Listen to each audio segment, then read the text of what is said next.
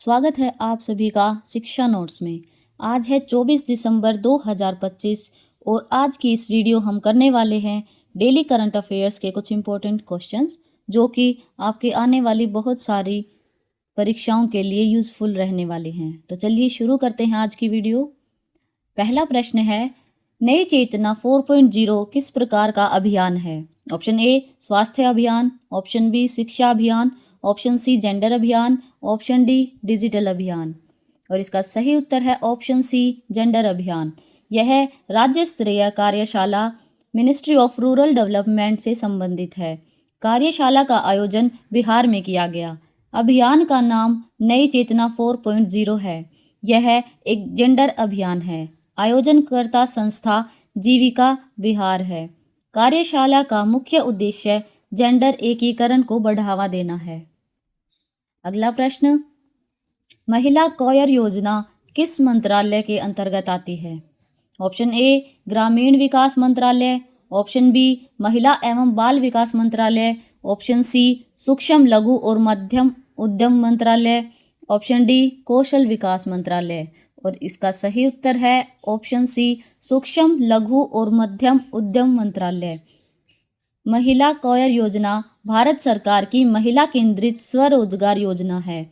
यह योजना सूक्ष्म लघु और मध्यम उद्यम मंत्रालय के अंतर्गत संचालित होती है। योजना का क्रियान्वयन कौशल बोर्ड द्वारा किया जाता है। इसका उद्देश्य नारियल उत्पादक क्षेत्रों की ग्रामीण महिलाओं को आत्मनिर्भर बनाना है। महिलाओं को कौशल प्रोसेसिंग एंड वैल्यू एडेड उत्पादों का प्रशिक्षण दिया जाता है। देखते हैं अगला प्रश्न। अगला प्रश्न है, मारवाड़ महोत्सव 2025 का आयोजन कहाँ किया गया?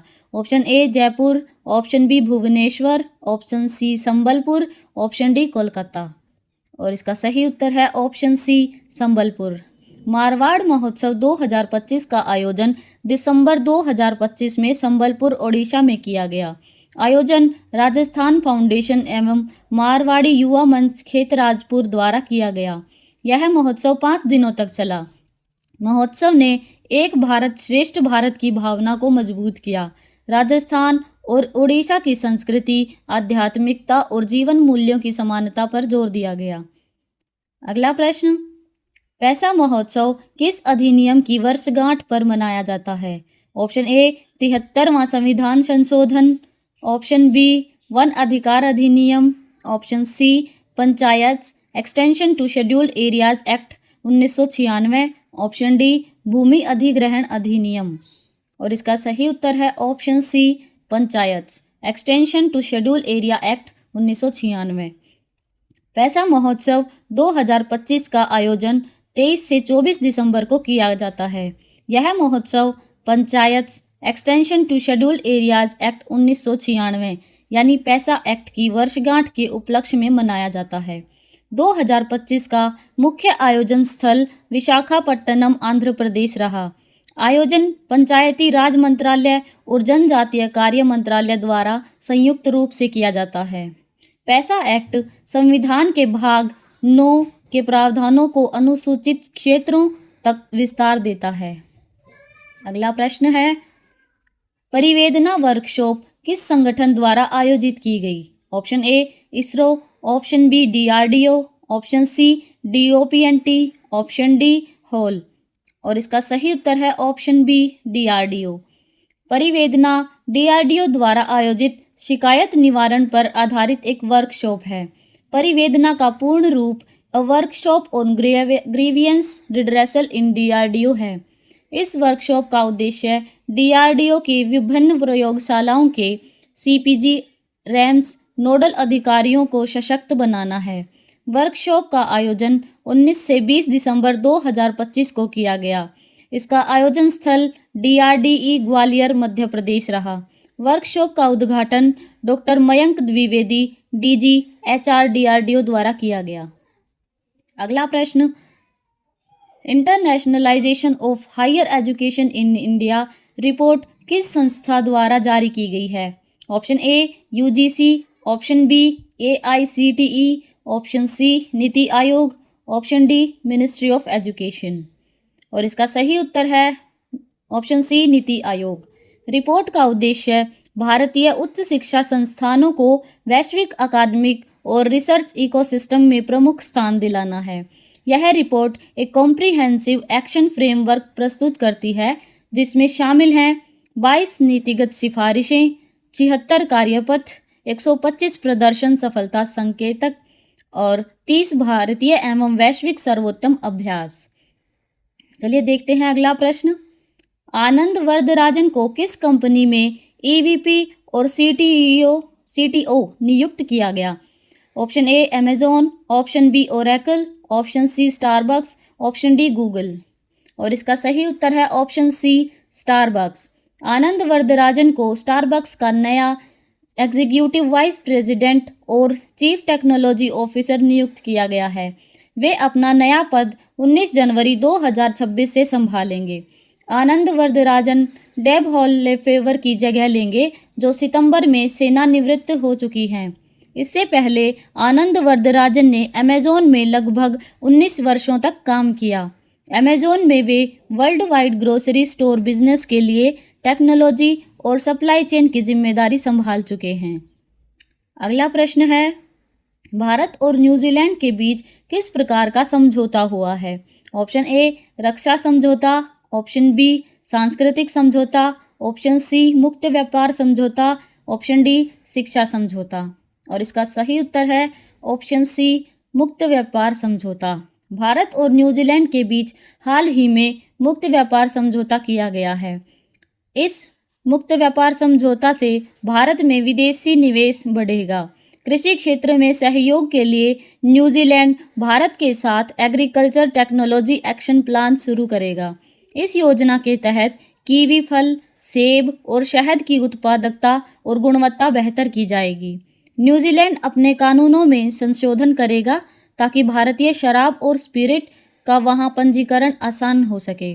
केंद्रीय मंत्री पीयूष गोयल ने बताया कि यह भारत का पहला एफटीए है जिसमें सभी प्रमुख भारतीय वार्ताकार महिलाएं थीं। चलिए देखते हैं अगला प्रश्न। अगला प्रश्न है, अंजदीप किस श्रेणी का युद्धपोत है? Option A aircraft carrier, option B destroyer, option C anti submarine warfare shallow watercraft, option D frigate. और सही उत्तर है option C anti submarine warfare shallow watercraft. भारतीय नौसेना ने अपने नए पनडुब्बी रोधी युद्धपोत अंजदीप का जलावतरण किया है। Anjadip anti submarine warfare shallow watercraft श्रेणी का तीसरा युद्धपोत है। इस युद्धपोत का निर्माण Garden Reach Ship Builders and Engineers Kolkata ने किया। इसके निर्माण में L&T शिपयार्ड कट्टुपल्ली का भी सहयोग रहा है। यह युद्धपोत लगभग 77 मीटर लंबा है। इसे पूरी तरह स्वदेशी रूप से डिज़ाइन किया गया है। इसमें 80% से अधिक स्वदेशी सामग्री का उपयोग किया गया है। अंजदीप में आधुनिक सोनार सिस्टम लगाया गया है। यह पुराने युद्धपोत अंजदीप जो 2003 में सेवानिवृत्त हुआ था उसका नया संस्करण है। अगला प्रश्न, ब्रजेश कुमार सिंह को किस बैंक के MD एंड CEO के रूप में नियुक्त करने की सिफारिश की गई है? Option A SBI, option B PNB, option C Canara bank, option D bank of Baroda. और इसका सही उत्तर है option C Canara bank. Brajesh Kumar Singh को कैनरा बैंक के नए MD CEO के रूप में नियुक्त करने की सिफारिश की गई है। यह सिफारिश वित्तीय सेवा संस्थान ब्यूरो द्वारा की गई है। वर्तमान में ब्रजेश कुमार सिंह इंडियन बैंक में एग्जीक्यूटिव डायरेक्टर के पद पर कार्यरत हैं। वे के सत्यनारायण राजू का स्थान लेंगे। इस पद के चयन के लिए FSIB ने 17 उम्मीदवारों के इंटरव्यू लिए थे। अब इस नियुक्ति पर कैबिनेट की नियुक्ति समिति अंतिम निर्णय लेगी। ACC की मंजूरी के बाद ही ब्रजेश कुमार सिंह आधिकारिक रूप से पदभार संभालेंगे। अगला प्रश्न, इंडिया ऑप्टेल लिमिटेड ने किस फ्रांसीसी कंपनी के साथ रक्षा समझौता किया? Option A Dassault aviation, option B Thales group, option C Safran electronics and defence, option D Airbus defence. और इसका सही उत्तर है option C Safran electronics and defence. भारत की सरकारी कंपनी इंडिया ऑप्टेल लिमिटेड और फ्रांस की सैफरन इलेक्ट्रॉनिक्स एंड डिफेंस के बीच महत्वपूर्ण रक्षा करार हुआ। इसका उद्देश्य मिसाइल और तोप खाने के लिए उन्नत सैन्य प्रणालियों का स्वदेशी निर्माण और यह मेक इन इंडिया और आत्मनिर्भर भारत अभियान को बढ़ावा भी देता है। अगला प्रश्न, FAI एनुअल सेमिनार 2025 में HURL को किस श्रेणी में पुरस्कार मिला? Option A best documentary first prize, option B best innovation award, option C best film second prize, option D best CSR award. और इसका सही उत्तर है option C best film second prize. Hindustan Urvarak and Rasayan limited को FAI यानी fertiliser association of India annual seminar 2025 में सम्मान मिला। HURL की फिल्म को बेस्ट फिल्म सेकंड प्राइज प्रदान किया गया। फिल्म का नाम है आशा से निर्भरता तक। HURL एक जॉइंट वेंचर कंपनी है। इसमें शामिल कुछ प्रमुख PSU, Coal India limited, NTPC, Indian Oil corporation limited. अगला और अंतिम प्रश्न, GAIL गैस लिमिटेड को किस पुरस्कार से सम्मानित किया गया है? Option A green energy champion, option B pioneer energy brand, option C national sustainability award, option D clean fuel excellence award. और इसका सही उत्तर है option B pioneer energy brand. GAIL gas limited को ऊर्जा परिवर्तन के क्षेत्र में सम्मान मिला। कंपनी को पियोनियर एनर्जी ब्रांड पुरस्कार से नवाजा गया। यह सम्मान ET Edge Global Sustainability Alliance कार्यक्रम में दिया गया। कार्यक्रम का आयोजन नई दिल्ली में किया गया।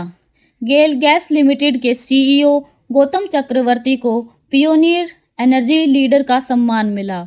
कंपनी की ओर से पुरस्कार COO सुधीर कुमार दीक्षित ने प्राप्त किया। यह पुरस्कार ऊर्जा क्षेत्र में नवाचार के लिए दिया गया। तो फ्रेंड्स, आज की वीडियो में सिर्फ इतना ही। अगली वीडियो में कुछ और इम्पोर्टेंट प्रश्नों के साथ